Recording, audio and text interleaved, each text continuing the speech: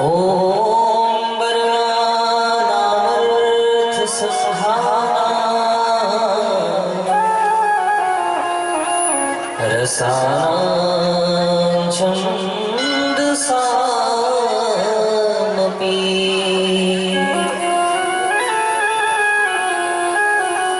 मंगलानां च कर्तारो वन्दे वाणी विनायको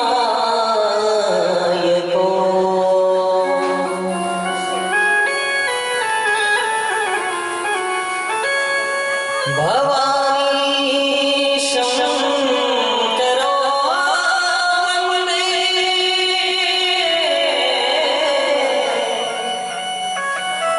श्रद्धा स्वरूपिणो याभ्यां वीरा न पश्यन्ति सिद्धहस्तान्तस्त्वमीश्वरम् वन्दे बोधमयं नित्यं गुरुं शङ्कररूपिणम्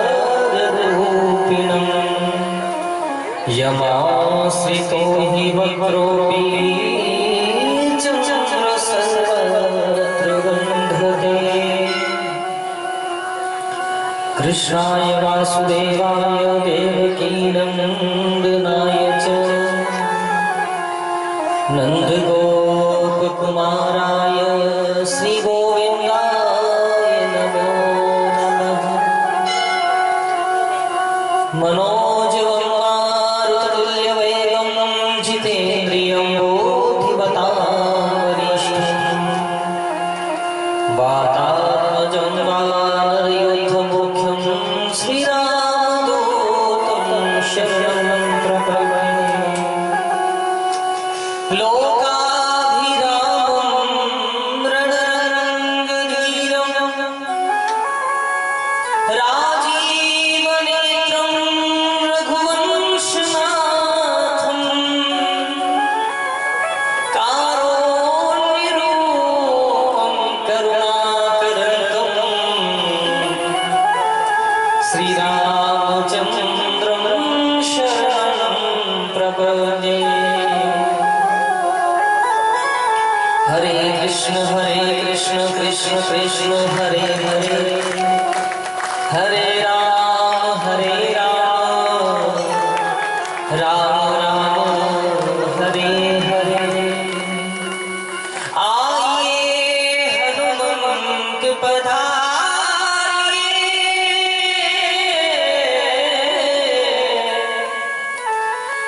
मैं कथा कहूँ मति अनुसार मोरे कंठ विराजो प्रेम सो दीजो राम भक्ति को जय जय श्री राधा रमण जय जय नवल किशोर जय गोपी चित चोर प्रभु जय जय माखन चोर। बोली श्री बाल कृष्ण लाल की जय हो। श्री रास बिहारी लाल की जय हो। श्री कुंज बिहारी लाल की जय हो। जय जय श्री राधे राधे जय जय श्री राधे जय जय श्री राधे।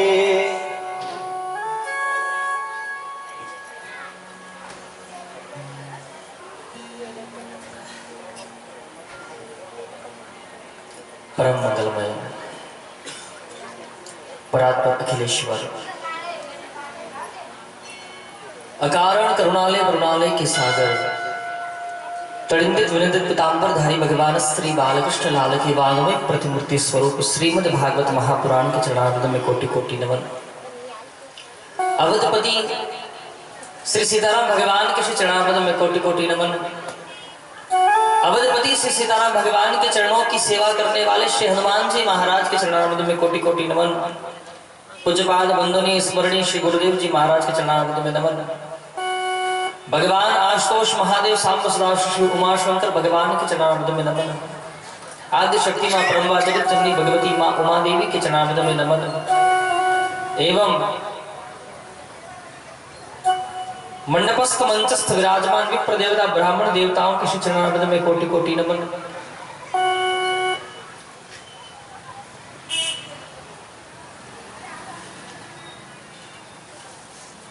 प्रति दिवस की कथा को श्रवण करने के लिए जितने भक्तवृंद पधारे हैं,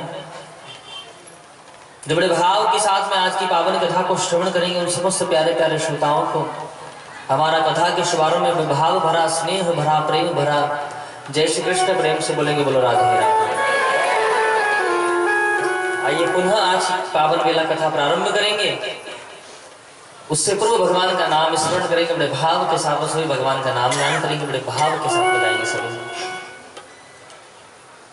श्री कृष्ण गोविंद हरे मुरारी, हे नाथ नारायण वासुदेव। श्री कृष्ण गोविंद हरे मुरारी, हे नाथ नारायण वासुदेव। श्री कृष्ण गोविंद हरे मुरारी, हे नाथ नारायण वासुदेव। कृष्ण गोविंद हरे मुरारी, हे नाथ नारायण वासुदेव। हे नाथ नारायण वासुदेव। हे नाथ नारायण वासुदेव। हे नाथ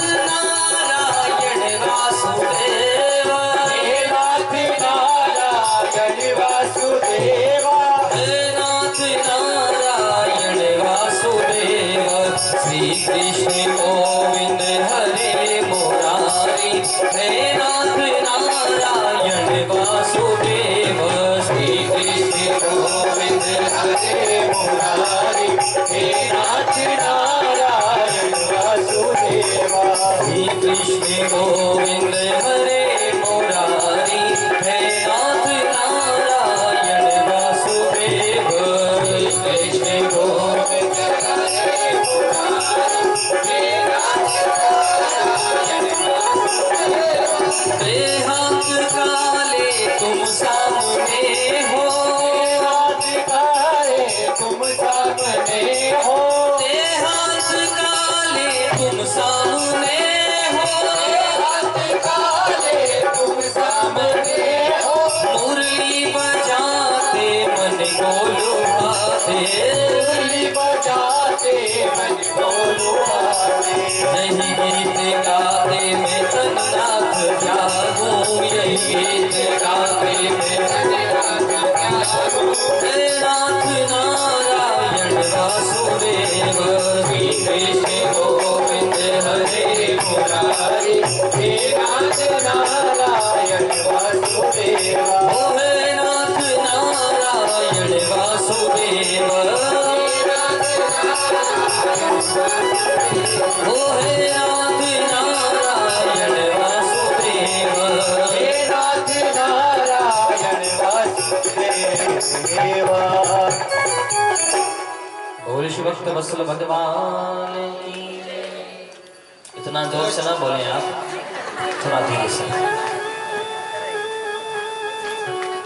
ज्यादा जोर से बोलने में ना गला खराब हो जाता है।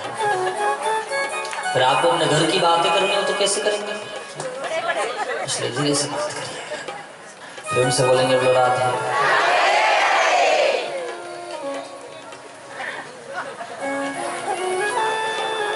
समय आपका बड़ी तीव्र गति से भाग रहा है। मैं कोशिश कर रहा हूं उनको पकड़ने की, लेकिन हाथ ही नहीं आ रहा।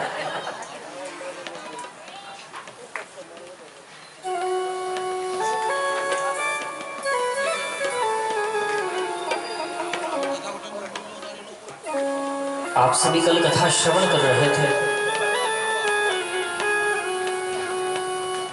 दादा पितामह भीष्म के सन्मुख भगवान गोविंद पधारे हैं। दादा पितामह भीष्म अपने जीवन की सारी बातों को याद कर रहे हैं। आज गोविंद में कितना अभागा हो, मेरे कारण आपको कितना कष्ट भोगना पड़ा है प्रभु।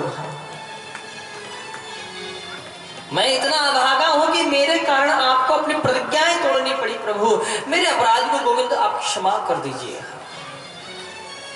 जब महाभारत युद्ध प्रारंभ नहीं हुआ, उसमें जैसे ही दादा पितामह भीष्म को इस बात का ज्ञान हुआ, दुर्योधन ने आकर, ये दुर्योधन गया है गोविंद से मदद मांगने के लिए। बहुत सावधानी से इस प्रसंग को सुनिएगा। जैसे ही पहुंचे हैं, जैसे ही जाकर के दुर्योधन भगवान के सन्मुख पहुंचा मदद मांगने के लिए, जाकर के देखा तो भगवान श्री गोविंद क्या कर रहे थे? बोले आराम कर रहे थे गोविंद। दुर्योधन ने देखा कि गोविंद सो रहे हैं, क्या करें?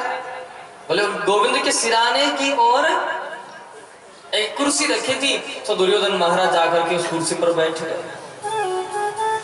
युद्ध से पूर्व गया है दुर्योधन क्या करने के लिए? भगवान श्री कृष्ण से मदद मांगने के लिए कि हमको भी युद्ध में कुछ सहायता गोविंद से प्राप्त हो जाए।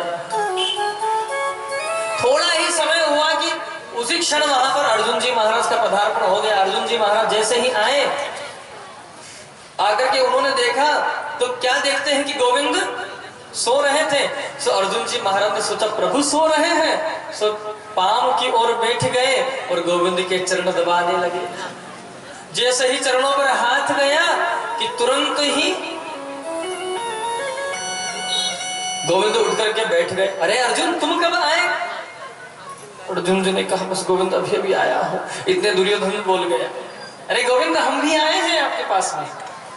गोविंद ने जैसे दृष्टि घुमा करके दुर्योधन की ओर देखा, लेकिन पहले दृष्टि किसके ऊपर गई है? अर्जुन के ऊपर। बताओ अर्जुन, आने का प्रयोजन क्या है आपका? सो अर्जुन जी महाराज ने कहा गोविंद आप तो जान रहे हैं, महाभारत युद्ध हो रहा है और उसमें मुझे आपकी सहायता चाहिए। दुर्योधन से पूछा नहीं तो दुर्योधन बोल गया गोविंद हम भी आपसे मदद मांगने ही आए हैं। हाँ। भगवान श्री कृष्ण ने कहा ठीक है। भगवान गोविंद कहते हैं कि देखो अर्जुन तुम भी बैठे हो, दुर्योधन तुम भी बैठे हो, हम दोनों को बता देते हैं कि एक तरफ तो युद्ध में हम रहेंगे और एक तरफ हमारी नारायणी सेना रहेगी। और जिस तरफ हम रहेंगे उस तरफ हम शस्त्र नहीं उठाएंगे। ज्यादा कहोगे तो तुम्हारी गाड़ी चला सकते हैं हम, उससे ज्यादा नहीं करेंगे। जैसे ही ये बात कही, लेकिन पहले अवसर किसको दिया गया? अर्जुन को। अर्जुन तुम बताओ तुम्हें क्या चाहिए? सो अर्जुन जी महाराज ने कहा गोविंद मुझे आपकी सेना नहीं चाहिए, मुझे तो केवल आप चाहिए। जैसे ही ये बात कही तो दुर्योधन वहां बैठा तो तुरंत बोल गया पागल है अर्जुन तो, पहला अवसर इसे मिला और भगवान से भगवान को मांगा, अरे गोविंद मुझे तो आपकी नारायणी सेना प्रदान कर दीजिए। दुर्योधन जान रहा है कि वहां भोजन तो करना नहीं कि आप आए पत्तल बिछाई भोजन की और चल के उठ के चल दिए। अरे वहां तो लड़ाई करनी है और गोविंद कह रहे कि अस्त्र शस्त्र नहीं उठाएंगे तो इनको मांग कर करूंगा क्या? सो दुर्योधन ने कह दिया मुझे तो आपकी नारायणी सेना चाहिए। गोविंद कहते हैं अर्जुन से कि अर्जुन तुमने हमें मांगा है और कहीं युद्ध में तुम हार गए तो अर्जुन जी महाराज कहते हैं कि गोविंद है जीत तुम्हारे हाथों में और हार तुम्हारे हाथों में हो। अब सौंप दिया इस जीवन का सब भार तुम्हारे हाथों में। गोविंद आप मेरे साथ रहो, आप मेरे पास रहो और अगर मैं हार भी जाऊं तो मुझे चिंता नहीं है। बस इस बात से समझ लीजिएगा भगवान की भक्ति हम भी करते हैं, रोज मंदिर जाते हैं भगवान की,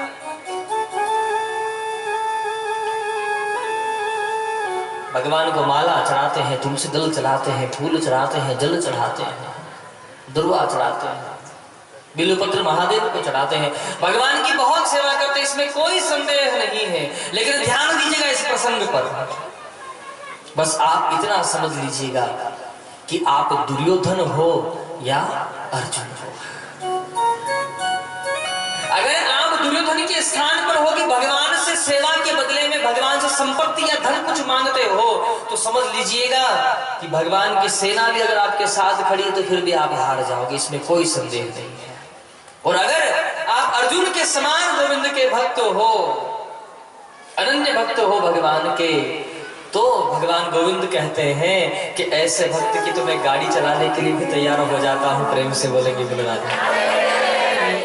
और जिस गोविंद ने भगवान श्री कृष्ण के पूरे चरित्र को उठा करके देखिए, भगवान ने कभी अपनी गाड़ी नहीं चलाई, अपना रथ कभी नहीं हाँका है कृष्ण ने।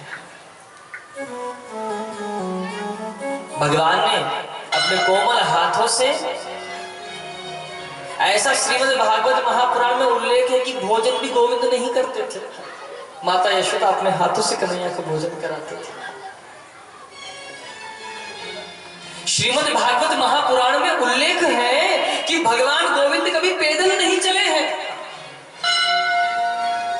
जब भी भगवान को कहीं जाना होता तो भगवान श्री कृष्ण के सारथी है जिनका नाम है दारुक, गोविंद को महल से उठा करके गोद में लेकर के आते, जैसे एक पिता अपने पुत्र को उठाता है, ऐसे गोद में गोविंद को उठा करके रथ में ला करके छोड़ते थे और रथ लेकर के सारथी दारुक लेकर जाते थे। और गोविंद को उतरना होता रथ से तो स्वयं अपनी गोद में गोविंद को उतारते थे। दारुक नाम के सारथी था जो गोविंद कभी पैदल न चला हो, जिसने अपने कोमल हाथों से केवल माखन चुराया हो, केवल बंसी बजाई हो, वो गोविंद 18 दिन तक अपने कोमल हाथों से घोड़ों की सेवा कर रहा है। अपने कोमल हाथों में कठोर घोड़ों की रस्सी को पकड़कर, लगाम को पकड़कर, दूसरे हाथ में चाबुक पकड़कर पांव में बैठा है अर्जुन के। ये तब संभव हो सकता है कि जब हम अर्जुन के समान भक्त हो। मैंने आपको ये बात कल भी बताई थी कि भक्ति आपसे धन वैभव संपदा नहीं चाहती है। भक्ति क्या चाहती है? बोले समर्पण। भरोसा है अगर सच्चा, उठाकर फर्श से तुझको। अगर तुम्हें भरोसा पक्का है गोविंद के ऊपर तो आपको जमीन से उठा करके गोविंद अश्रों पर बिठा देगा, जहां आप कभी कल्पना नहीं कर सकते हो ऐसा स्थान प्रभु प्रदान कर देगा। प्रेम से बोलेंगे बोलराज।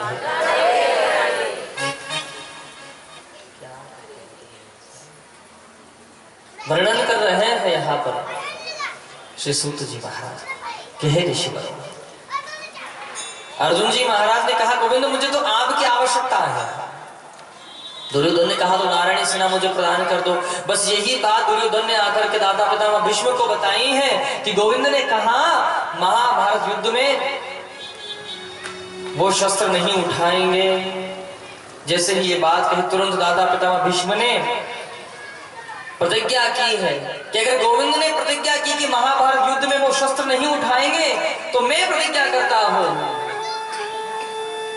कि आज जो हरि शस्त्र न गहाऊं तो लाजू गंगा जननी को मैं शांतनु सुख न कहा। कि अगर कृष्ण ने प्रतिज्ञा की है कि महाभारत युद्ध में वो शस्त्र नहीं उठाएंगे तो मैं शांतनु बिहारी प्रतिज्ञा करता हूं कि उस गोविंद से शस्त्र उठवा कर ही रहूंगा।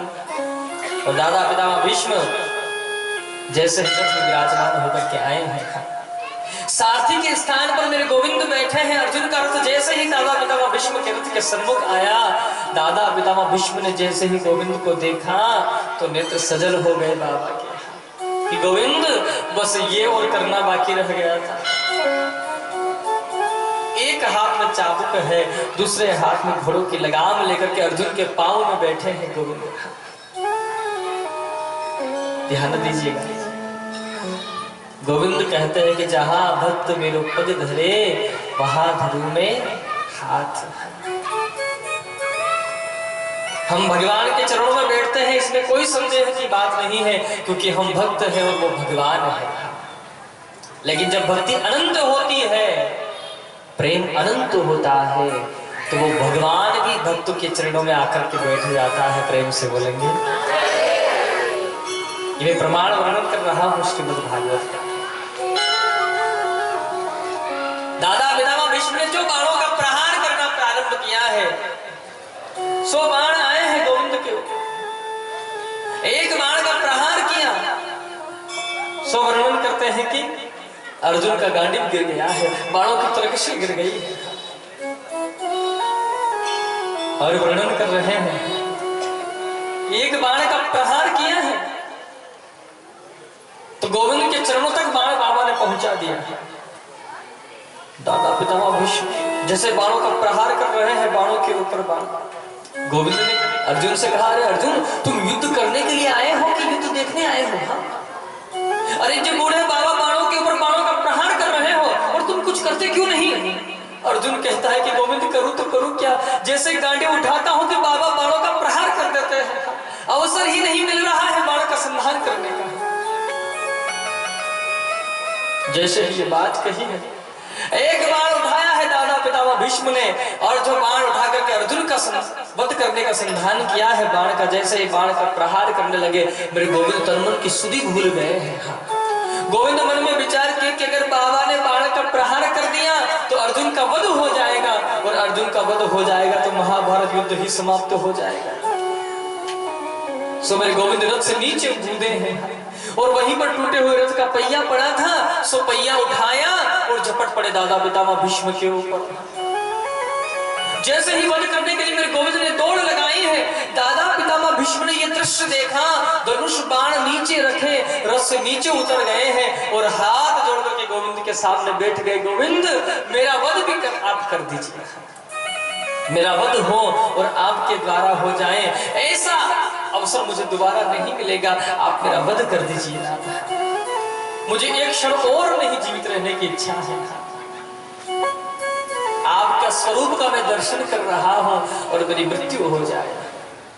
गोविंद ने रथ का पहिया नीचे फेंका है और मुस्कुराते हुए गोविंद कहते, बाबा क्या करें, हम धर्म की रक्षा करने के लिए सब करना पड़ता है।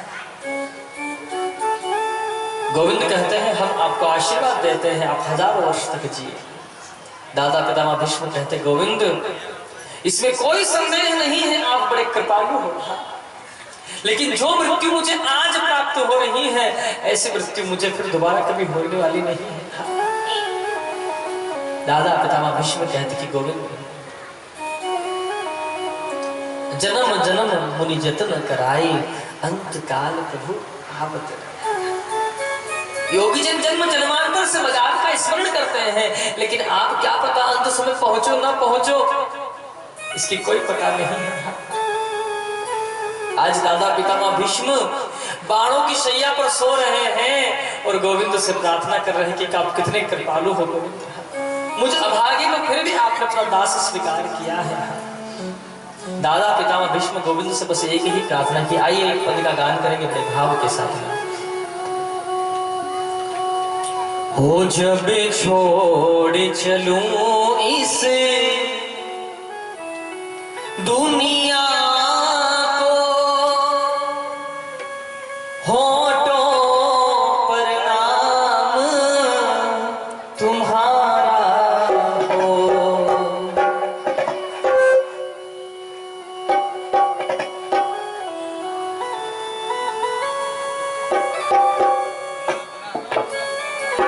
सेट कर दो बढ़िया से, कहा है कि ये भी फ्री हो जाएंगे और हम लोग फ्री रहेंगे ना, कर दो बढ़िया से।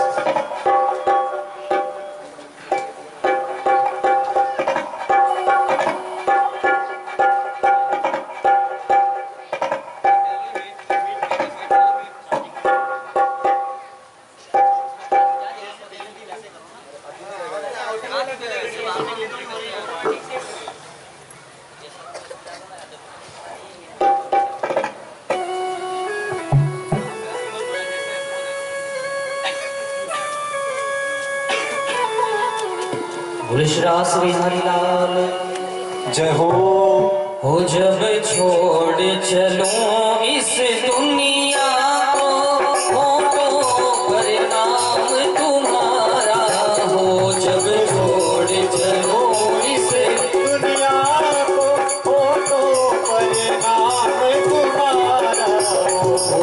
छोड़ चलो इस दुनिया को, फोटो पर नाम तुम्हारा हो। जब छोड़ चलो इस दुनिया को चाहे स्वर्ग मिले या नरक मिले, चाहे स्वर्ग मिले या नरक मिले, हृदय में वास तुम्हारा हो। चाहे स्वर्ग मिले या नरक मिले, हृदय में वास तुम्हारा हो। जब छोड़ चलो इस दुनिया को, फोटो पर नाम तुम्हारा हो। जब छोड़ चलो इस दुनिया को, फोटो पर नाम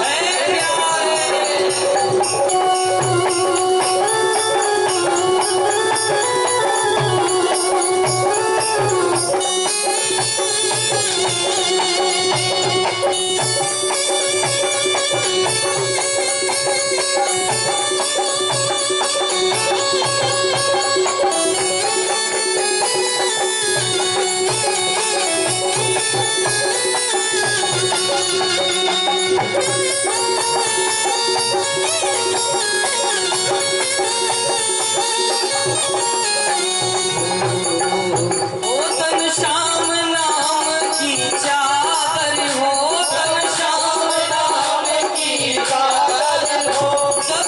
गहरी नींद में सोया हूँ, जब गहरी नींद में सोया हूँ, जब गहरी नींद में सोया हूँ, कानों में मेरे गुंजित हो, कानों में मेरे गुंजित हो, कान्हा बस नाम तुम्हारा हो। जब छोड़ चलो इस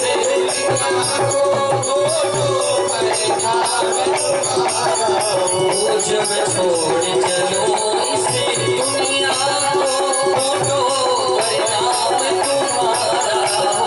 जब छोड़ चलो इस दुनिया को, फोटो पर नाम तुम्हारा हो। उस वक्त कन्हैया आ जाना, उस वक्त कन्हैया आ जाना। सभी हाथ मिला के बड़े भाव से गोविंद से प्रार्थना करेंगे कि गोविंद, जब तक हम जीवित रहे तब तक आप नहीं आओगे तो कोई बात नहीं, लेकिन उस समय जरूर ध्यान से आ जाना। किस समय हो? उस वक्त कन्हैया आ जाना, उस वक्त कन्हैया आ जाना। जब चिता पे जाकर शयन करूं, जब चिता पे जाकर शयन करूं, जब चिता पे जाकर शयन करूं, जब चिता पे जाकर शयन करूं, और मेरे मुख में तुलसी दल देना। क्या पता मेरे परिवार के लोग ये क्रिया करें या न कर पाए, उस समय आप आकर के मेरे मुख में क्या करना है? ओ मेरे मुख में तुलसी दल देना, मेरे मुख में तुलसी दल देना। बस इतना काम तुम्हारा हो, बस इतना काम तुम्हारा हो। जब छोड़ चलो इस दुनिया को, जब छोड़ चलो इस दुनिया को, फोटो पर नाम तुम्हारा हो। जब फोटो पर नाम तुम्हारा हो, फोटो पर नाम तुम्हारा हो, फोटो पर नाम तुम्हारा हो, फोटो पर नाम तुम्हारा हो, फोटो पर नाम तुम्हारा हो। बोले भक्त वत्सल भगवान। दादा पितामह भीष्म कहते कि गोविंद, अब इच्छा नहीं है जीने की। दादा पितामह भीष्म गोविंद के सम्मुख अखबारों की शैया पर सो रहे। गोविंद कहते कि बाबा, ये युधिष्ठिर जी महाराज राजा बन गए हैं, अब आप इनको थोड़ा ज्ञान दीजिए। दादा पितामह भीष्म कहते कि गोविंद, अरे हमसे ज्यादा अच्छा ज्ञान तो आप दे सकते हो। लेकिन मेरा सम्मान बढ़ाना चाहते हो आप, आपकी आज्ञा सिरोधार्य है कृष्ण। और दादा पितामह भीष्म आज युधिष्ठिर जी महाराज को ज्ञान प्रदान कर रहे हैं।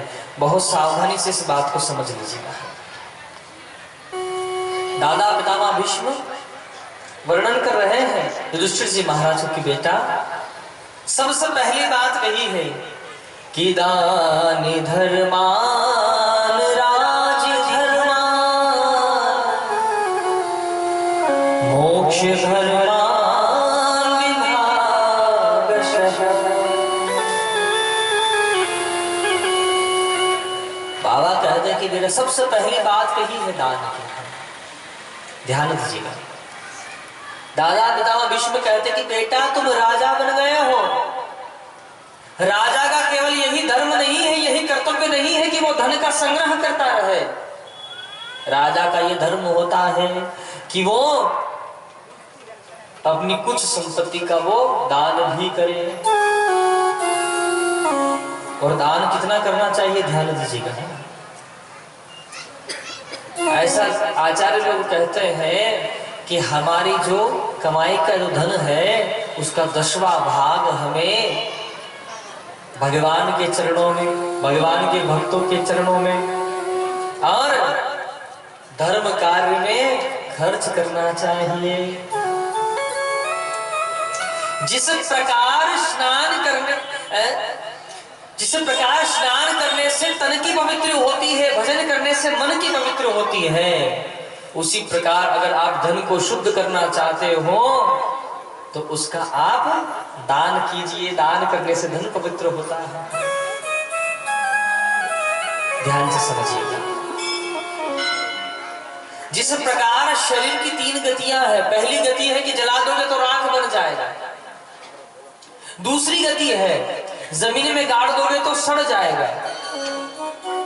और शरीर की तीसरी गति है ऐसे ही कहीं फेंक दोगे तो चिलकौवे गिद्ध इसे नोच नोच करके खा जाएंगे, फिर भी इसे इस मिट्टी में ही मिलना है।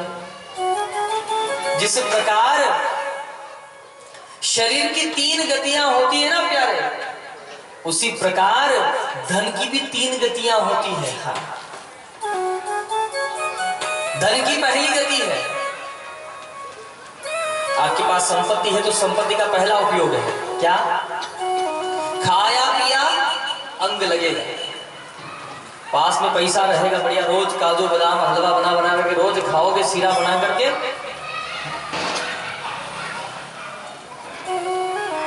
रोज बना करके खाओगे ना तो महीने भर में मेरे जैसे मोटे ताजा हो जाओगे। हाँ, धन का पहला उपयोग है कि खाया पिया अंग लगेगा। और धन का दूसरा उपयोग है दान करोगे सो संग चलेगा। ये आयोजन हो रहा है और इस आयोजन में अगर आप दान करोगे, देखिए सबसे बड़ा दान होता है अन्न का दान है। तो यहाँ इतना आयोजन अच्छा चल रहा है, देखता हूँ जैसे ही आरती होती है कि प्रसाद के लिए कितना प्यार से आप सब बैठते हैं। और उस भोजन को जब भगवान का मंत्र यहाँ बोला जाता है, मंत्र बोलते हैं भैया, उसके बाद आप भोजन प्रारंभ करते हो, प्रसाद ग्रहण करते हो। ध्यान दीजिएगा प्यारे, ये किसी एक व्यक्ति विशेष का आयोजन नहीं है। ये कौन मिलके करवा रहे हैं? नगरवासी मिलके करवा रहे हैं। अरे ज्यादा नहीं, एक एक मुट्ठी अन्न भी दान करोगे ना तो भी व्यवस्था बन जाएगी। तो आप ऐसे आयोजन में अपना दान करेंगे, अन्न दान करो या धन दान करो, शरीर से सहायता प्रदान करो, तो यहाँ पर भी नाम होगा। हमारे किरण भैया वो डायरी लेके घूम रहे हैं ना, छोटी सी डायरी देखिएगा, वो लेके घूम रहे, उसमें बड़े बड़े अक्षरों में आपका नाम लिखा जाएगा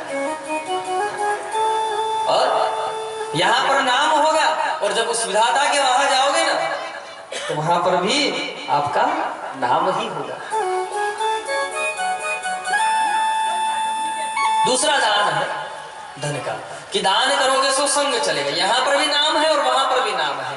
और धन का तीसरा प्रयोग है, पहला खाया पिया अंग लगेगा, दूसरा प्रयोग है दान करोगे सो संग चलेगा। और तीसरी बात, अगर इन दोनों जगह से धन को बचा करके घर में रख दिया तो तीसरी बात है कि जमीन में गाड़ दोगे तो केवल जंग ही लगेगा। क्या पता वो 2-2 हजार की नोट कब एक्सपायरी हो जाएगी पता नहीं चलेगा। वो गुलाबी नोट हो वहीं का वहीं खत्म हो जाएगा, रखा रखा खत्म हो जाएगा, उसकी कोई वैल्यू नहीं है चीज के पास। इसलिए ये आयोजन हो रहा है इतना बढ़िया सा। हाँ, नाम नहीं करवाना चाहते तो कोई दिक्कत नहीं है, आप गुप्त दान भी लिखवा सकते हो। भाई हमने धन इकट्ठा करके रखा है, बैंक में जमा करोगे तो 50 बार पूछे जाएगा इतना कहां से ले आए हो कि? हाँ, कभी घर वालों को जवाब न दिया हो लेकिन उसको जवाब देना पड़ेगा कि यहां से लाए हैं। सबसे बचा करके घर में छुपा करके रखोगे, कभी भूल गए छुपा करके चले गए तो पता नहीं कौन उस धन को प्रयोग करेगा। ऐसे भी धन का संग्रह करने से क्या फायदा। दादा पितामह भीष्म कहते कि बेटा तुम राजा बन गए हो। राजा का अर्थ यही नहीं होता है कि वो धन का संग्रह करता रहे, धन का कुछ भाग वो दान भी करे। तुम राजा बन गए हो, तुम दान भी करना। राजा का अर्थ होता है प्रजा का पिता। जिस प्रकार एक पिता का पुत्र दुखी होता है तो वो पिता कभी सुखी नहीं रह सकता है, उसी प्रकार तुम्हारी प्रजा कभी दुखी हो तो उसके दुख को तुम दूर करना, दादा पितामह भीष्म कह रहे हैं।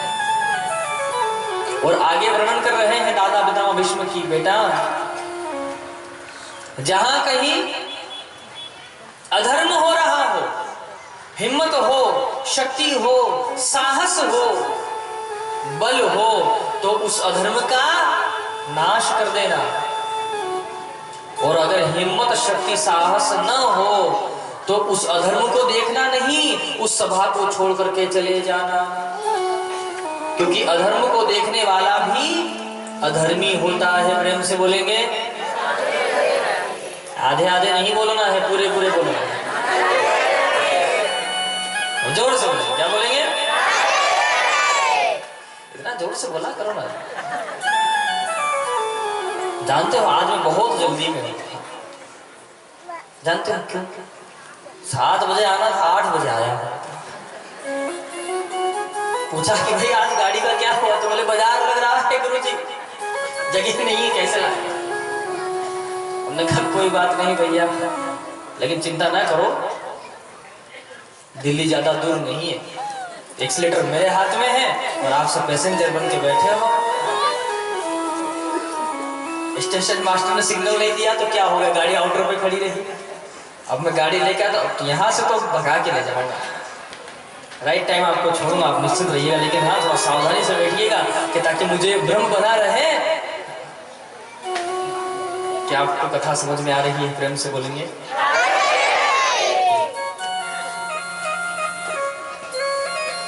दादा पितामह भीष्म कहते कि बेटा अधर्म का तुम हो सके तो नाश करना, नहीं तो सभा को छोड़कर चले जाना, क्योंकि अधर्म को देखने वाला भी अधर्मी होता है। बस यही बात कही कि द्रौपदी खड़ी हुई थी।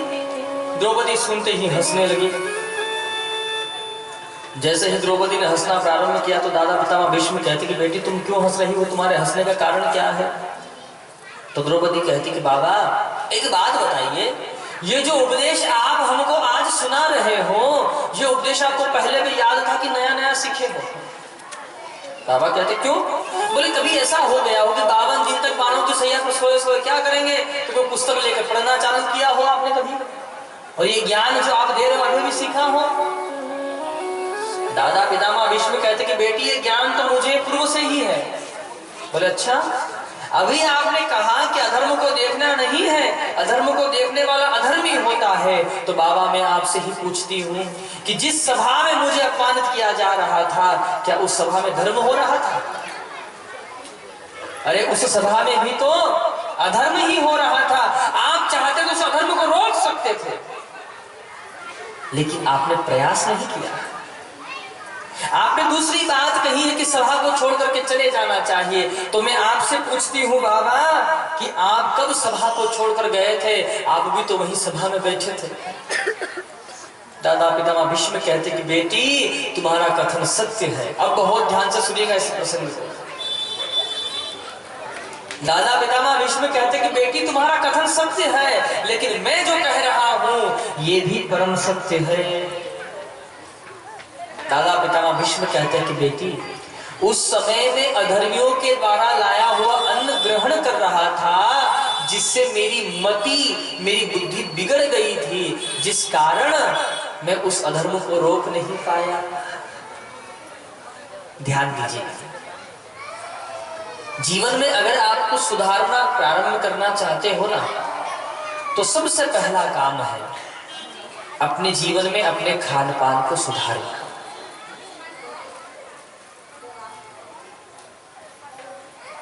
एक बड़ी प्रचलन बात है, जैसा खाओगे अन्न वैसा होगा। कैसा होगा? जैसा खाओगे अन्न वैसा होगा। आपने नहीं सुनी बात?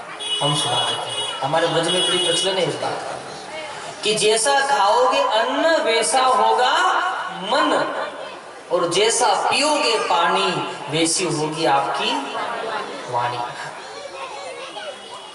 अगर आप अपने जीवन में अपना मन अच्छा चाहते हो, निर्मल मन चाहते हो, भगवान की भक्ति को चाहते हो, तो सबसे पहले तामस प्रवृत्ति के भोजन का आप त्याग कर दीजिए। अब आप सोचो कि महाराज क्या क्या छोड़ना है, तो ध्यान दीजिएगा। आप वही चीज को ग्रहण करेंगे। किस चीज को? कि जिसके अंदर आप तुलसी दल डाल करके मेरे ठाकुर जी को भोग लगा सकते हो।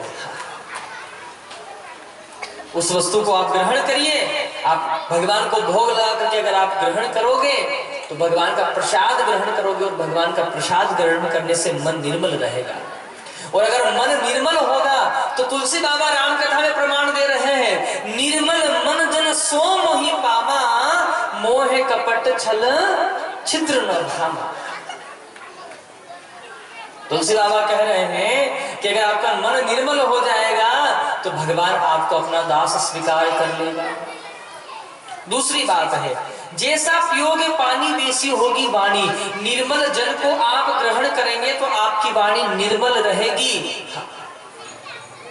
आपने देखा होगा किसी व्यक्ति को, वो पानी पीता है, कौन सा? वो बोतल का, बिस्लरी बोतल की बात नहीं कर रहा हूं, समझ गए हो? वो दूसरी बोतल तो उसका पानी पीता है ना। देखो फिर उसको ना तो माता का ज्ञान है, ना पत्नी का ज्ञान है, ना बेटी का ज्ञान है, ना भाई का ज्ञान है, ना पिता का ज्ञान है, ना अपने मान सम्मान का ज्ञान है। मन में आता है बस बोलता ही चला जाता है। ध्यान दीजिएगा प्यारे, आपकी बेटी सयानी हो गई है, आपको अपनी बेटी के सामने कैसे शब्द बोलना चाहिए इसका ज्ञान होना चाहिए। घर में आपकी पत्नी है, आपकी माता है, आपको अपने माता से कैसे बोलना चाहिए, अपनी धर्मपत्नी से कैसे बात करनी चाहिए, आपको इस बात का ज्ञान होना चाहिए। आपके घर में आपका छोटा भाई है तो भाई के प्रति आपका क्या धर्म होना चाहिए, इस बात का आपका ज्ञान होना चाहिए। वो उस पानी को पीता है तो फिर उसको ज्ञान नहीं रहता है, मन में जो आता है उसको सुनाता है। अरे जाम पर जाम पीने से क्या फायदा, रात को पी सुबह उतर जाएगी, और नहीं उतरी तो कोई जूते मार के उतार देगा, 2 फटके मारेगा सो तुरंत ठीक हो जाएगा। अब ऐसा भी क्या पीना है कि जाम पर जाम पीने से क्या फायदा, रात को पी सुबह उतर जाएगी। अरे एक जाम शाम प्यारे की लगा ले, सारी जिंदगी नशे से गुजर जाए। अगर पीना ही है तो भगवान के नाम का रसपान करें। कि पीने का शौक है अगर, पीने का शौक है अगर, तो खुद को मिटा के पी, बूटी हरी के नाम की, सबको पिला के पी। अगर पीना ही है तो भगवान के नाम का प्याला पी पिए और खुद भी पान करें और जो संपर्क में आए उसको भी पान कराए। प्रेम से बोलेंगे। दादा पितामह भीष्म कहते कि बेटी में उस समय अधर्मियों का अन्न ग्रहण कर रहा था, इसलिए मेरी बुद्धि बिगड़ गई थी, इसलिए मैं उस अधर्म को रोक नहीं पाया। और आज अर्जुन और शिखंडी के जो बाण मुझे लगे हैं, उन बाणों के प्रभाव से मेरे शरीर में एक एक बूंद जो रक्त है वो सब बाहर निकल गया। आज मेरी मन पवित्र हो गया, मेरी बुद्धि शुद्ध हुई है, आज मुझे गोविंद के दर्शन हुए हैं। अब दादा पितामह भीष्म भगवान गोविंद से प्रार्थना करते कि गोविंद इतिमति रूपी कल्पिता वितृष्णा भगवती शाश्वत पुंगवे विभुम्नि। गोविंद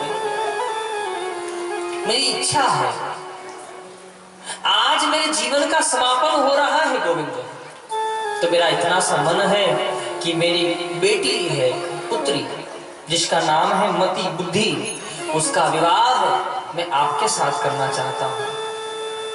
और दादा पितामह भीष्म ने गोविंद के दर्शन करके अपने पांच भौतिक देह को त्याग दिया। पांचों पांडव रुदन करने लगे। गोविंद ने उनको समझाया। ऐसे महापुरुष के लिए शोक प्रकट नहीं करते हैं। अंत्येष्टि क्रियाक्रम इत्यादि पूर्ण किए, पांचों पांडव अपने राज्य पधारे हैं। आज गोविंद द्वारिका के लिए प्रस्थान किए हैं।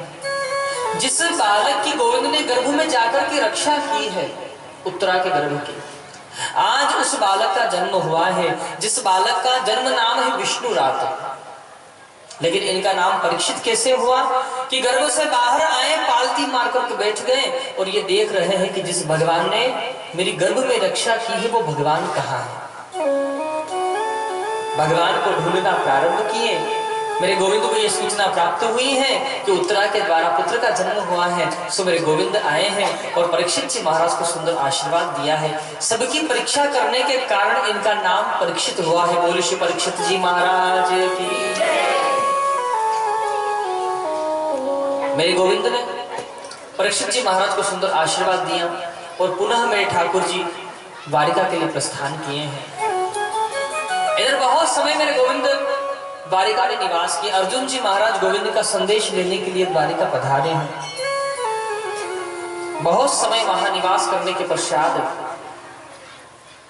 अर्जुन जी महाराज द्वारिका पधारे हैं, लेकिन अर्जुन जी महाराज बेहाल अवस्था में हैं।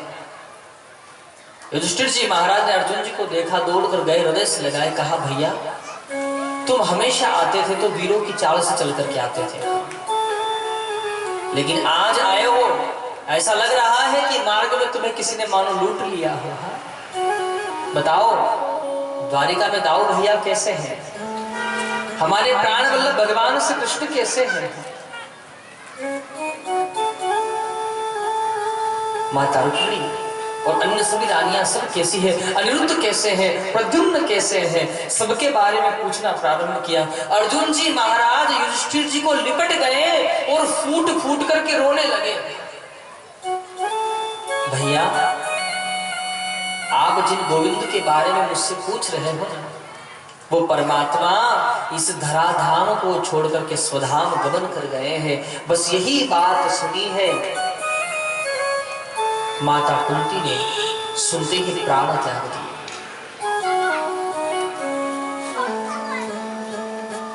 अर्जुन जी महाराज कहते थे जब मैं कभी आता था तो जब गोविंद मेरे साथ थे तो मेरे महाभारत जैसे महासंग्राम को यूं जीत लिया कि जैसे नन्हा सा बालक गाय के खुर में जो जल भर जाता है उसको लांग करके समझता है कि मेरे समुद्र लांग लिया है।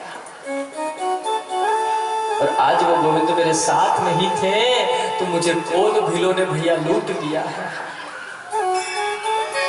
गांडीव था लेकिन इसका भी कोई पराक्रम नहीं है, क्योंकि पराक्रम मेरा और मेरे गांडीव का नहीं, पराक्रम उस कृष्ण का था। आज वो साथ नहीं है तो मुझे कोल भीलों ने लूट लिया है भैया। पांचों पांडवों ने परीक्षित जी महाराज का राज्याभिषेक किया है। परीक्षित जी महाराज का विवाह हुआ है, जिनकी पत्नी है जिनका नाम है इरावती और जिनके द्वारा इनको 4 पुत्र की प्राप्ति हुई है, जिसमें से प्रथम पुत्र है जिनका नाम है श्री जन्मेजय महाराज। वीर संन्यास लेकर के 5 पांडव यहाँ से प्रस्थान किए कि भगवान गोविंद इस धराधाम पर नहीं है तो यहाँ पर कलयुग का वास हो जाएगा। और जैसे ही यहाँ से प्रस्थान किए, पूरी पृथ्वी की यात्रा पूर्ण हुई है और जैसे ही हिमालय की यात्रा प्रारंभ हुई है, हिमालय की यात्रा में सबसे पहले द्रौपदी का शरीर गिर गया है। उससे आगे पहुंचे नकुल और सहदेव का शरीर हिमालय बर्फ में गिर गया है और आगे प्रस्थान किए हैं। अर्जुन महाराज का शरीर बर्फ में गिर जाता है। थोड़ा और आगे पहुंचे तो भीम भैया का शरीर भी बर्फ में गिर गया है। अकेले श्री युधिष्ठिर जी महाराज ने पूरे हिमालय की यात्रा पूर्ण की है और जैसे ही हिमालय की यात्रा पूर्ण हुई, भगवान के पार्षद विमान लेकर के आए। महाराज आप विमान में बैठ जाइए। अभी तक युधिष्ठिर जी महाराज ने पीछे घूमकर देखा नहीं था, लेकिन जैसे ही ये बात कही कि आप विमान में बैठ जाइए पार्षदों में, तो तुरंत युधिष्ठिर जी ने पीछे घूम करके देखा कि मेरे साथ मेरे परिवार के लोग भी तो आ रहे थे, वो कहां तक आ रहे हैं। लेकिन पीछे देखा तो पीछे परिवार का कोई सदस्य नहीं था। काले रंग का एक श्वान चल करके आ रहा था। युधिष्ठिर जी महाराज कहते हैं भगवान के पार्षदों से कि महाराज, अगर आप मुझे अपने विमान में बिठाना चाहते हो तो सबसे पहले आप इस श्वान को बिठाइए। मेरे परिवार के लोगों ने मेरा साथ छोड़ दिया, लेकिन इस श्वान ने मेरा साथ नहीं छोड़ा है, तो मैं भी इस श्वान का साथ नहीं छोड़ूंगा। भगवान के पार्षद कहते हैं कि इस श्वान के इतने पुण्य नहीं है कि आपके साथ ये यात्रा कर सके। तो युधिष्ठिर जी महाराज ने हाथ में जल लेकर के संकल्प दिया कि मेरे जीवन के जितने पुण्य हैं वो सर्वस्व पुण्य मैं इस श्वान को दान करता हूं। अब तो बराबर का हो गया है। जैसे ही ये बात कही, भगवान के पार्षदों ने कहा महाराज पीछे घूम करके तो देखिए। जैसे ही पीछे घूम करके देखे तो वो श्वान नहीं था, साक्षात धर्मराज भगवान थे। बोले धर्मराज भगवान की जय हो। धर्मराज भगवान कहते हैं कि युधिष्ठिर तुम धर्म के साथ हो, इसलिए हम तुम्हारे साथ हैं। ध्यान दीजिएगा, धर्मो रक्षति रक्षितः। आप धर्म की रक्षा करोगे तो धर्म आपकी रक्षा करेगा, और आप धर्म का नाश करने का प्रयास करोगे, आप धर्म का खंडन करने का प्रयास करोगे तो धर्म आज आपका ही मूल सहित नाश कर देगा। धर्म का संग दोगे तो धर्म आपका साथ देगा, और अगर आपने धर्म को छेड़ने का प्रयास किया है, धर्म को क्षति पहुंचाने का प्रयास किया है, तो धर्म आपका नाश नहीं प्यारे, मूल से ही नाश कर देगा। एक बात समझ लीजिएगा, धर्म कुछ समय के लिए परेशान हो सकता है। भाई कौरव पांडवों की युद्ध प्रारंभ हुआ तो पांडवों को लगा बड़ा संकट आना पड़ा है। हाँ ये 100 है, मैं हम तो 5 है। इनके पास नारायण सेना है, हमारे पास केवल गोविंद है, हमारे पास इतनी सेना भी नहीं है। लेकिन ये धर्म के साथ के पांडव ये परेशान जरूर हुए हैं। तो ध्यान दीजिएगा, धर्म कुछ समय के लिए परेशान हो सकता है, लेकिन पराजित कभी नहीं होता है। पराजित कौन होता है? बोले अधर्म होता है। चाहे अधर्म कितनी भी दीवारें खड़ी कर ले अपने आप को बचाने के लिए, लेकिन जब धर्म का झोंका आएगा ना प्यारे, सत्य का झोंका आएगा तो वो सारे बांध टूट जाएंगे अधर्म के। और ये बात सत्य है। अपने जीवन में धर्म का आचरण करे, धर्म का संग करे। आगे प्रसंग वर्णन कर रहे हैं। मृत्यु देवता आए हैं, बोले प्रभु हमारा भी सम्मान कीजिए। मृत्यु देवता के ऊपर पांव रख करके युधिष्ठिर जी महाराज विमान में बैठ करके अपने धाम के लिए प्रस्थान करते हैं। ऐसी अलौकिक कथा का वर्णन है। अब एक दिन की बात है, परीक्षित जी महाराज वन में घूमने के लिए गए।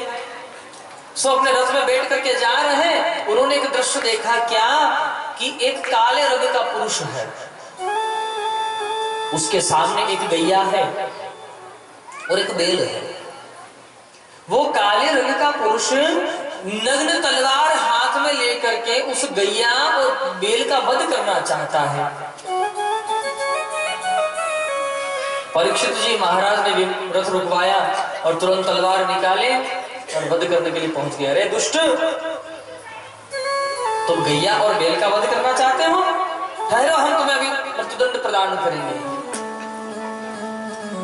वो व्यक्ति हाथ जोड़कर के शरण में आ गया। महाराज, गलती हो गई है हमसे। पूछा, आप कौन हो?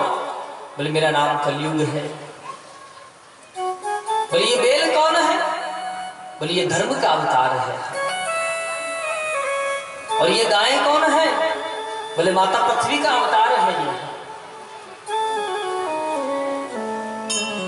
परीक्षित जी महाराज कहते कि मेरे राज्य को छोड़ करके दूसरी ओर चले जाओ आप। तो बोले, कहां जाएंगे? आप तो सर्वस्व इस धराधाम के चक्रवर्ती सम्राट हो, हम कहां जाएंगे? एक काम करो महाराज, आप ही हमको जगह बता दो, हम वहीं पर रह लेंगे। जैसे ही ये बात कही तो वर्णन करते हैं कि परीक्षित जी महाराज स्थान प्रदान करते हैं कि द्योतम पानम स्त्रियोसुना यत्र धर्मास्य दुर्विदः। सबसे पहला स्थान दिया है द्यूत पान। जहां द्यूत क्रीड़ा खेली जा रही हो वहां आपका वास रहेगा।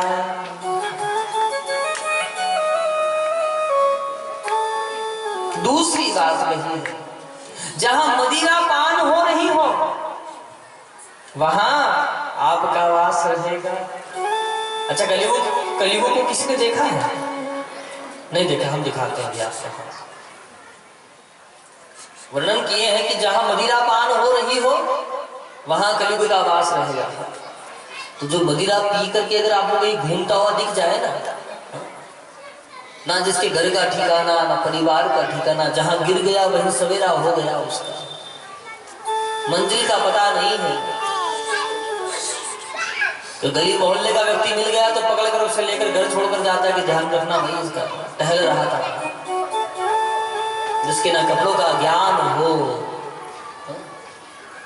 ऐसे व्यक्ति को जहां आप देखा हुआ समझ लो तो समझ लीजिएगा कि यही कलयुग का अवतार है। कलयुग इसी के अंदर प्रकट हो गया है और ये घूम रहा है। जहां मदिरा पान हो रही हो वहीं पर कलयुग का वास रहेगा। जहां परस्त्री के साथ समागम हो रहा हो वहां कलयुग तुम्हारा वास रहेगा। और जहां झूठ बोला जा रहा हो वहां आपका वास रहेगा। जैसे ही ये स्थान दिए, उस समय परीक्षित जी महाराज के समय दीपक लेकर भी ये जगह ढूंढते ना तो मिलने वाली नहीं थी। हाँ, खैर अब की कमी नहीं है। और खैर महाराष्ट्र में ये सब नहीं होता है, यहाँ तो सब भगवान की अनन्य भक्ति है। मैं तो अपने महाराष्ट्र को छोड़ करके बात कर रहा हूँ, यहाँ तो सब अनन्य भक्त है। जहाँ उठते से ही भगवान के नाम के साथ आप अपने दिन को प्रारंभ करते हो, दिनचर्या को वहाँ आरंभ करते हो, ऐसे अनन्य भक्त हो। आपकी बात नहीं कर रहा हूँ, प्रेम से बोलेंगे बोलो राधा। अच्छा, ईमानदारी से बोले हैं, यहाँ पर भी बेईमानी है। अरे लेन देन में करोगे तो चलेगी, तब तो चल भी जाएगा। लेकिन भगवान के नाम में कंजूसी करते हो, मजा नहीं आता है, अच्छा नहीं लगता है। थोड़ा भाव के साथ, बच्चे ईमानदारी से अपने आप से बोल दीजिएगा। क्या बोलेंगे? ईमानदारी रखो भाई।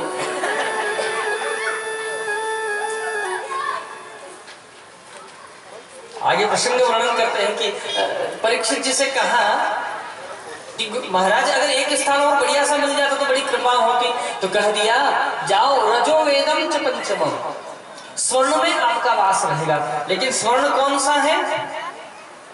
जो अधर्म से लाया हुआ धन है, स्वर्ण है, उसमें कलयुग से कहा कि आपका वास रहेगा। लेकिन जो धर्म से कमाया हुआ है उसमें श्री यानी लक्ष्मी का वास होगा। अब महाराज एक दिन की बात है कि सुदूर वन के लिए परीक्षित जी महाराज प्रस्थान किए और आज इन्होंने मुकुट अपना नहीं पहना था। किसका मुकुट था? ये जरासंध राजा का मुकुट था। भीम भैया जरासंध का वध करके मुकुट ले आए थे। ये मुकुट अपने माथे पर धारण करके ये वन में चले गए। कलयुग मक्खी का भेष बना करके उस मुकुट पर बैठ गया, बुद्धि को भ्रमित कर दिया और इन्होंने श्रमिक ऋषि का अपमान कर दिया। मृतक सर्प ऋषि के गले में डाल दिया। ध्यान दीजिएगा प्यारे, कभी भी अपने जीवन में संतों का, ब्राह्मणों का, भगवान के भक्तों का अपमान न करें। मैं नहीं कह रहा हूं, शास्त्र कह रहा है। ब्राह्मण पेटी पाताल लियो, ब्राह्मण शोक समुद्र लियो। ब्राह्मण ने कई दल को मारो और ब्राह्मण से वेद कियो तो परमेश्वर भी हारियो। ब्राह्मणों की बड़ी महत्ता है, भगवान के भक्तों की अनंत महत्ता है। लेकिन ब्राह्मण भी ब्राह्मण कर्म वाला ब्राह्मण होना चाहिए। अब तो कहते हुए भी लाज आती है कि ब्राह्मणों के कर्म भी ऐसे हो गए हैं कि जिनका वर्णन आप कह नहीं सकते हो। ब्राह्मण कौन है? बोले ब्रह्मा के पुत्र है ब्राह्मण। ब्राह्मण जो कह देता है वो हो जाता है। लेकिन अब के समय के ब्राह्मण ऐसे निर्लज्ज हो गए हैं कि जिनको लाज भी नहीं आती इस बात की कि हम ब्राह्मण हैं, हमारे कर्म कैसे हो गए। ब्राह्मण का धर्म होना चाहिए, कर्म होना चाहिए अपना, गायत्री उपासना होनी चाहिए उसकी। भगवान ब्राह्मण भगवान के अलावा किसी को अपना हित माने ही नहीं, तभी उसका कल्याण है। अब के समय में तो ब्राह्मण ऐसे हो गए हैं कि वो भगवान का कर्म करवाते हैं तो ये सोच कर कि बस इससे हमारी जीविका चलेगी। अरे वो भगवान तो बड़ा कृपालु है, आप आश्रित हो जाइए उसके नाम पर, वो इतना प्रदान करेगा कि जितना कभी आपने कल्पना नहीं की होगी। जिनके साथ में ब्राह्मणों को बैठकर जलपान नहीं करना चाहिए था, उनके साथ बैठकर के भोजन ग्रहण कर लिए हैं। जो भोजन उनको कभी ग्रहण नहीं, जो पदार्थ उनको कभी सेवन नहीं करना चाहिए था, उन पदार्थों का वो ब्राह्मण बालक सेवन करने लगे हैं, जिस कारण उनकी शक्ति क्षीण हो गई है। ऋषि का अपमान किया, मृतक सर्प डाल दिया। प्रत्युत्तर में ऋषि पुत्र ने श्राप दे दिया कि जिस राजा ने अपनी मर्यादा का उल्लंघन करके मेरे पिताश्री का अपमान किया है, मैं उस राजा को श्राप देता हूं कि 7वें दिन तक सर्प के द्वारा उसकी अकाल मृत्यु हो जाए। ये बात श्रमिक महाराज को पता चली। उन्होंने अपने शिष्य को कहा जिसका नाम है गोरखमुख, जाकर के गोरखमुख ने राजा परीक्षित को समाचार दिया कि महाराज आपने जो मृतक सर्प जो ऋषि के गले में डाला है उसके प्रत्युत्तर में ऋषि पुत्र श्रृंगी ने आपको श्राप दिया है कि आप 7वें दिन तक्षक सर्प के द्वारा आपके अकाल मृत्यु हो जाएगी। आप अपनी मृत्यु को सुधारने का कोई उपाय कर सकते हो तो अवश्य कर लीजिएगा। यहाँ पर श्रीमद् भागवत महापुराण में प्रथम स्कंद की कथा पूर्ण होती है और यहाँ से द्वितीय स्कंद प्रारंभ होता है, जिसमें परीक्षित जी कहते हैं कि मुझे श्राप नहीं दिया है, मुझे वरदान दे दिया है कि 7 दिन तक आपको मृत्यु 7 दिन से पहले आपकी मृत्यु हो नहीं सकती और 7 से 8वें दिन तक आप जीवित नहीं रह सकते हो। महाराज उन ऋषि पुत्र ने जो श्राप राजा परीक्षित को नहीं अभी तो हम सबको दिया है, लेकिन बस फर्क इतना है कि राजा का समय निर्धारित हो गया है और अपना समय निर्धारित, अपनी मृत्यु भी 7 दिन में ही है। पता नहीं कब ये जीवन की शाम हो जाए। जिसकी मृत्यु का उसको ज्ञान हो गया वो उस मृत्यु को सुधारने का प्रयास कर रहा है, और जिसको मृत्यु का ज्ञान नहीं है वो उस मृत्यु को भूल कर बैठा है। यहाँ से अपने पुत्र जन्मेजय महाराज को उन्होंने राज्याभिषेक किया है, और परीक्षित जी महाराज वन के लिए प्रस्थान किए। जहाँ बड़े बड़े संत महात्मा विमलात्मा विराजमान है, उनके समक्ष पहुंचे और जाकर के प्रश्न किया कि म्रियमाणेन तद कर्मः, जिसकी मृत्यु समीप में हो उसे क्या करना चाहिए। कोई इस बात का जवाब नहीं दे पाया। सुखदेव बाबा का सभा में पधार्पण होता है, और सतगुरुदेव भगवान की जय हो। सुखदेव जी महाराज का पदार्पण हो, सबने उठकर के सुखदेव जी का बड़ा स्वागत किया है। और जैसे ही सुखदेव बाबा का स्वागत हो, आसन में विराजमान हुए और हाथ जोड़कर के परीक्षित जी महाराज सम्मुख बैठे हैं और प्रश्न किया, गुरुदेव जिसकी मृत्यु समीप में हो उसे क्या करना चाहिए। सुखदेव बाबा मुस्कुरा दिए हैं, सुनते हैं, राजन आपने अपने लिए प्रश्न नहीं किया है, आपने समस्त जीवों के लिए प्रश्न किया। और राजन, मोक्ष प्राप्त करने में ज्यादा समय नहीं लगता है। बहुत ध्यान से सुनिएगा सभी। मोक्ष कितनी देर में मिल जाता है कि जब हमारी मृत्यु आ रही हो उस समय हम राम राम राम राम कह करके मर जाएं, बस मोक्ष प्राप्त हो जाएगा। सुखदेव बाबा कहते, राजन एक खटवांग नाम के राजा थे, जिन्होंने मात्र 2 घड़ी में मोक्ष प्राप्त कर लिया था। मोक्ष प्राप्त करने में ज्यादा समय नहीं लगता है, लेकिन मृत्यु के समय हमारे मुख से भगवान का नाम उच्चारण हो जाए, बस यही करने के लिए हमें चाहिए हर घड़ी हर समय हर प्रहर हम भगवान का नाम स्मरण करते रहे।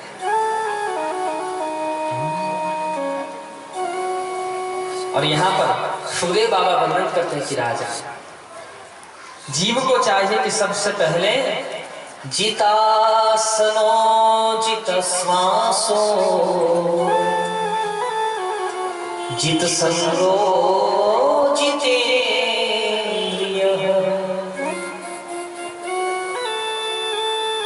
सबसे पहले अपने आसन को जीत ले, कि जिस आसन पर बैठकर वो 3 घंटे भगवान के सामने बैठा है तो उसका मन जो है वो एकाग्र भगवान के चरणों में ही लगा रहे,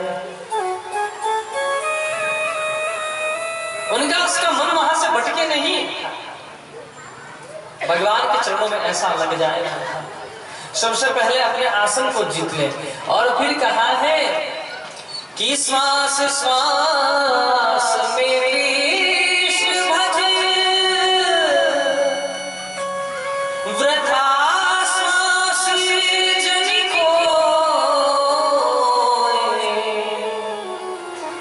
न जाने आश्वास की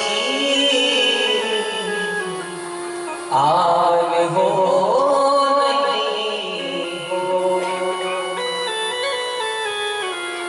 अपने प्रत्येक श्वास पर वो भगवान का स्मरण करे, और कितना स्मरण करे कि एक भी श्वास उसकी खाली न चली जाए। प्रत्येक श्वास पर वो बस भगवान का नाम स्मरण करता रहे।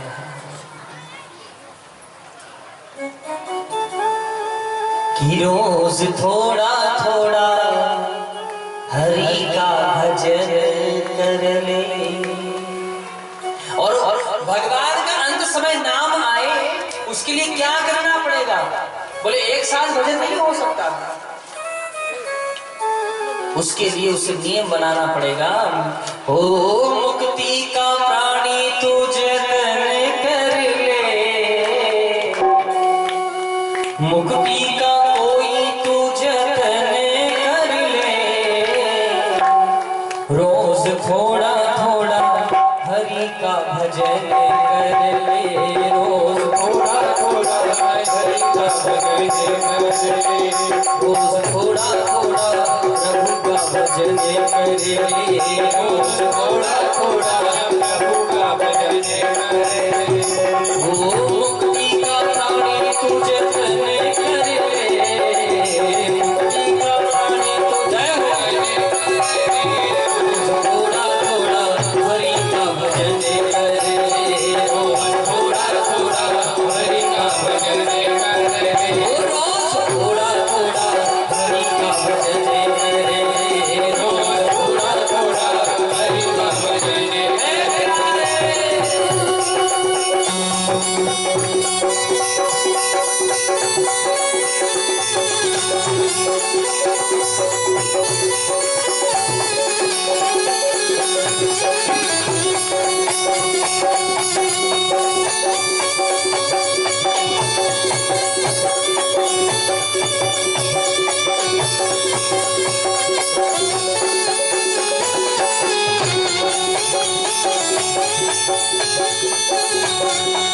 प्रभु को भजेगा तो प्रभु में मिल जाएगा, प्रभु को भजेगा तो प्रभु में मिल जाएगा, प्रभु को भजेगा तो प्रभु में मिल जाएगा, प्रभु को भजेगा तो प्रभु में मिल जाएगा।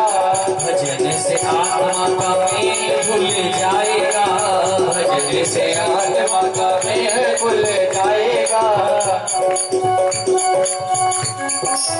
भजन से आत्मा का मेल भूल जाएगा, भजन से आत्मा का मेल भूल जाएगा।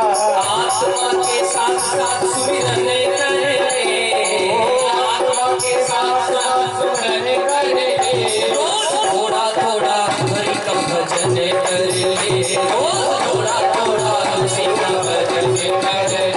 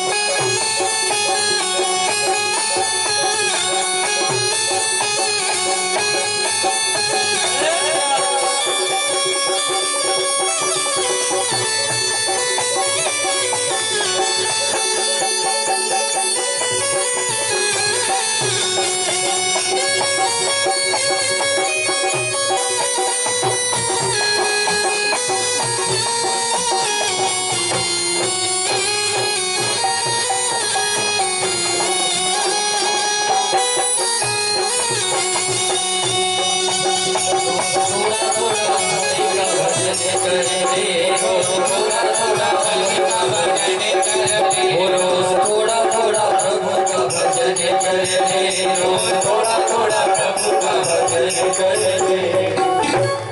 बोल शिवक्तवत्सल भगवान। सुखदेव बाबा कहते हैं कि राजन जीव को चाहिए कि वो धीरे धीरे करके ही अपने समय को बढ़ाना प्रारंभ करे। सुखदेव बाबा से प्रश्न किया गुरुदेव, भगवान ने सृष्टि कैसे बनाई है?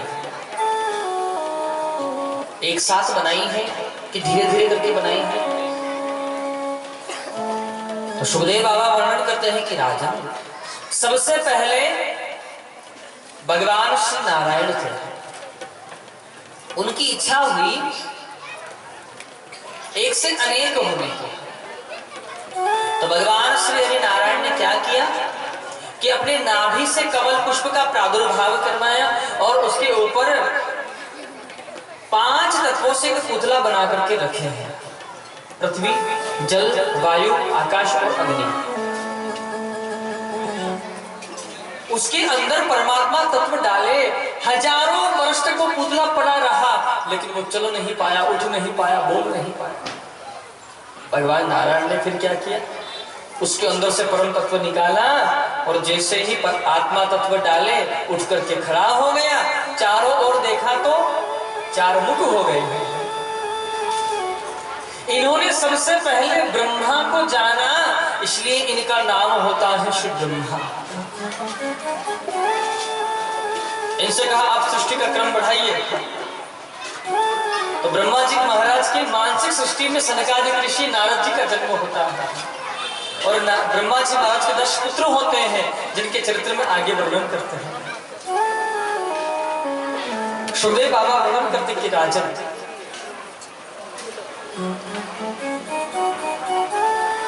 आप मुझे बताइए, सुखदेव बाबा ने प्रश्न किया राजा परीक्षित से, ध्यान दीजिएगा कि राजन, अपने मति के अनुसार आप मुझे बताइए कि भगवान सबसे पहले किसको मिलते होंगे?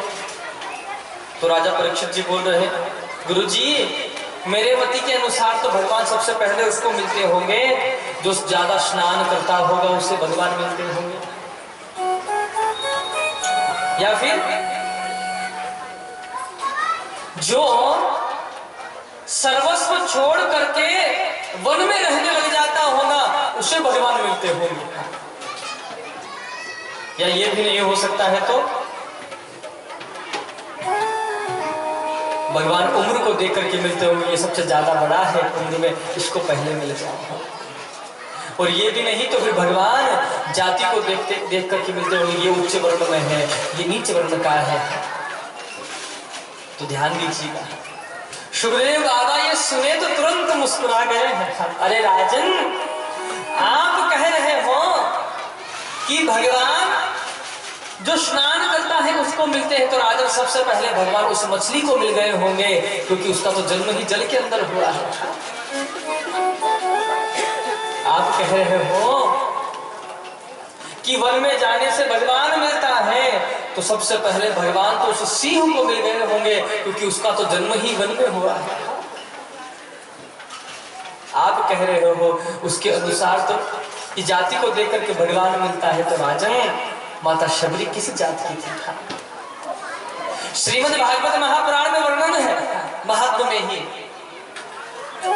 नारद जी महाराज माता भक्ति से कहते हैं, माता त्वया हुतस्तु भगवान जात नीच ग्रहेष्वपि। भैया, जिस घर में आप पहुंच जाते हो, चाहे वो सदना कसाई का घर हो, या माता शबरी का घर हो, भीमी का, या वो हरिदास का घर हो,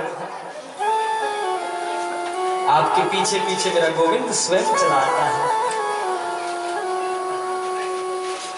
प्रबल प्रेम के पाले पड़कर प्रभु को नियम बदलते। जब व्यक्ति का भाव प्रबल हो जाता है, प्रेम अनंत हो जाता है, तो फिर भगवान जात पात नहीं देखता है।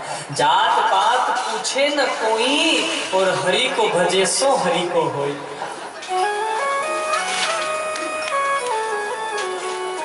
आप कह रहे हो महाराज कि भगवान उम्र देख करके मिलता है, तो ध्रुव और प्रहलाद की क्या उम्र थी? भक्त श्री विदुर जी महाराज से घर पहुंचे हैं गोविंद, वो तो दासी पुत्र थे। जैसे विदुर बाबा का नाम आया, तो तुरंत ही प्रश्न किया, गुरुजी वो तो हमारे बाबा हैं, हमको हमारे बाबा की कथा सुनना है। श्रीमद् भागवत महापुराण की कथा में द्वितीय स्कंद पूर्ण होता है और तृतीय स्कंद प्रारंभ होता है, जिसमें वर्णन कर रहे हैं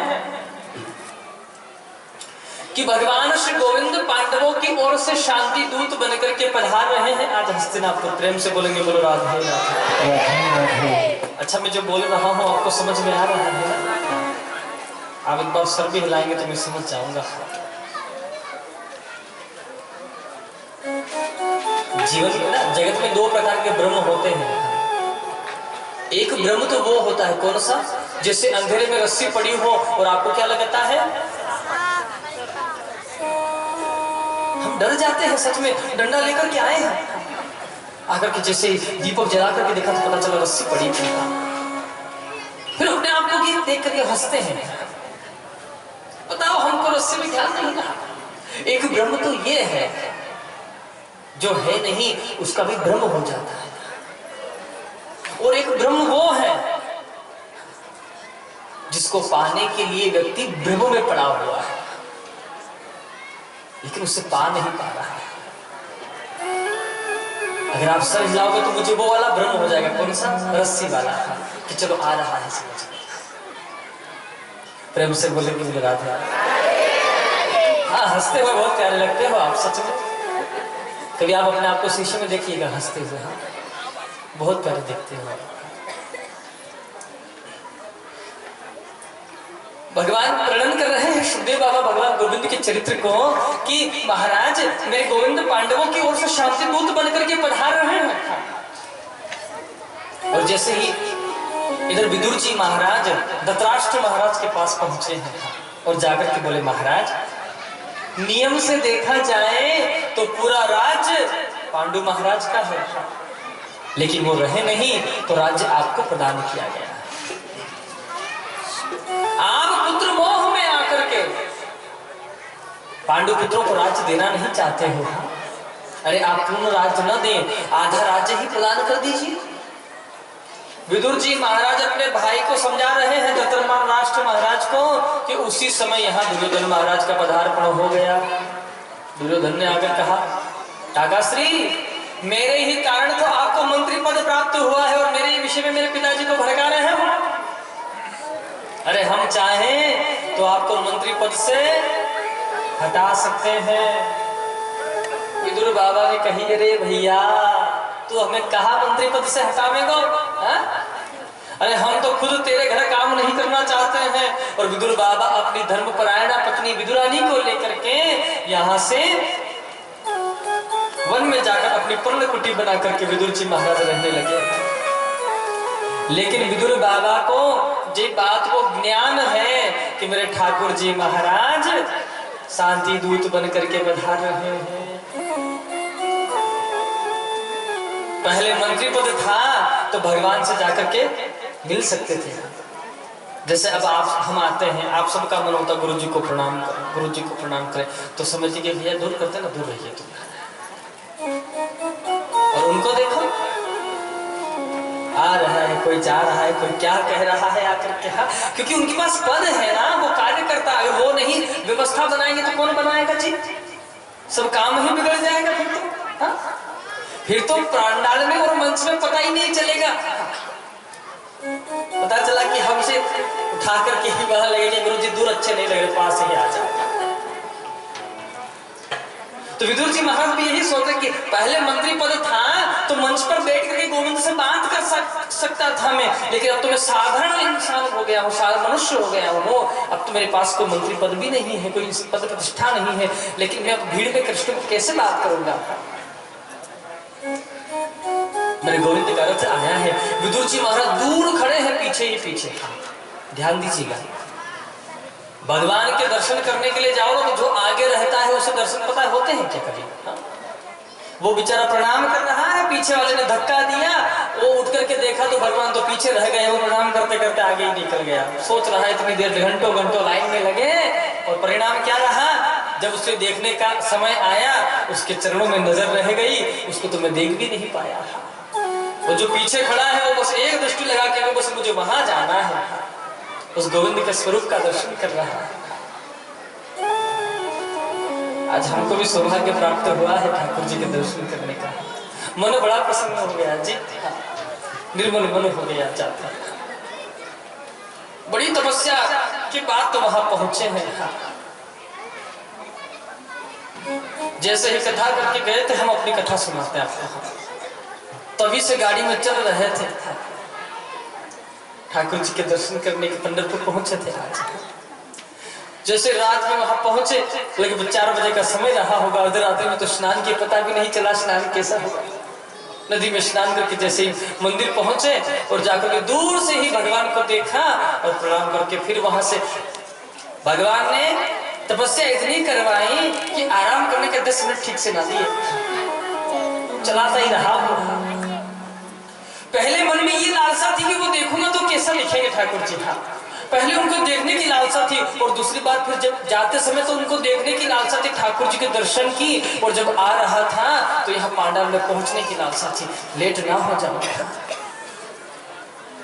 कहने का तात्पर्य कि अगर लालसा भी हो तो ऐसी होनी चाहिए कि जाते और आते समय व्यक्ति के मन में भगवान का ही ध्यान बना रहे। प्रेम से बोलेंगे, बोले राधा। जैसे प्रभु का रथ आया, भगवान रथ से नीचे उतर करके जैसे ही बहुत बड़ा मंच बना है जिसपे हजारों आसन रखे हुए हैं, गोविंद रथ वहां मंच पर पहुंचे हैं। पीछे ही पीछे विदुर बाबा खड़े हैं, दूर से भगवान को देख रहे हैं। मेरे गोविंद ने भी दृष्टि घुमाई है सब जगह। क्या देख रहे हैं कि सब कोई दिखाई दे रहा है, मेरा परम लाडला भक्त विदुर नहीं दिख रहा है। और जैसे विदुर की दृष्टि गोविंद की दृष्टि से मिली, मेरे गोविंद के नेत्र सजल हो गए हैं। विदुर जी महाराज निहाल हो गए हैं, आज मेरे प्रभु ने मुझे देखा है। एक भक्त भगवान को देखे, इसमें कोई बड़ी बात नहीं है, क्योंकि ये भक्त है और वो भगवान है। लेकिन जिस दिन वो भगवान अपने भक्त को देखना प्रारंभ कर दे, वो दिन बड़ा हो जाता है। प्रेम से बोलेंगे, वो दिन बड़ा हो जाता है कि आज मेरे प्रभु ने मुझे याद किया है। गोविंद ने दुर्योधन